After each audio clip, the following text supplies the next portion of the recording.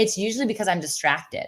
Usually the Right. kids should have my full attention in that moment, or this thing, this phone Yes, is right. in my face. And I think that that is Yeah. more important in the moment because it's a text that I need to respond to or an email I need to respond to. And then I have to remind myself, whoa, whoa, whoa, you already had those hours to do those things. Like you need to be present in this moment with these humans, with these Yeah. people.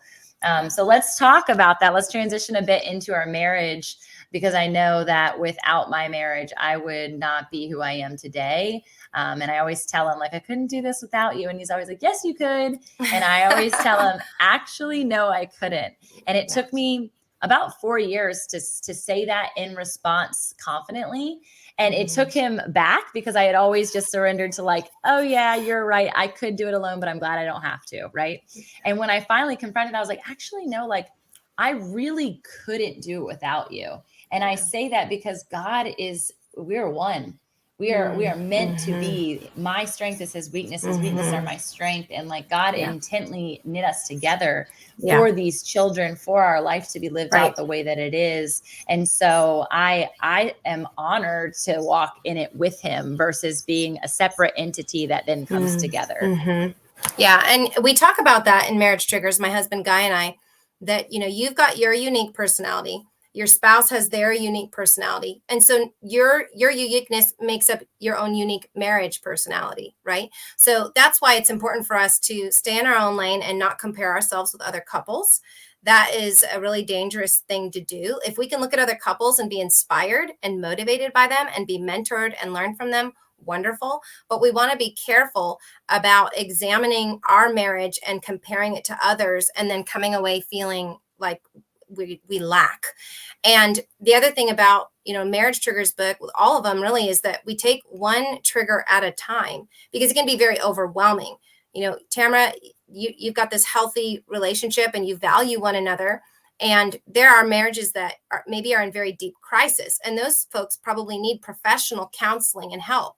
But in Marriage Triggers, we're really after trying to take people who they love each other, they're committed, but there's strife, there's conflict, and they hate that. They want to be in a place where they're really thriving and allowing that marriage personality that's unique to them to really work for them and not against them.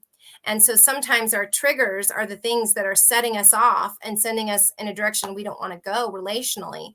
And we want to be proactive again to look at those one at a time, not without coming from a place of overwhelm, and really just recognize that there's hope.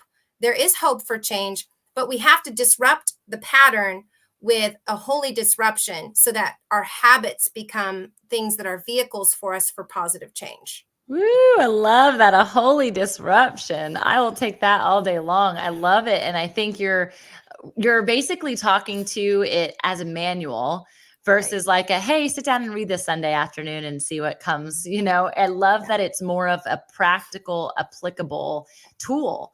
And also to recognize that this is not something that happens or changes overnight. Sharpening, just as if you would sharpen, two rocks that are next to each other. It doesn't happen in an instant.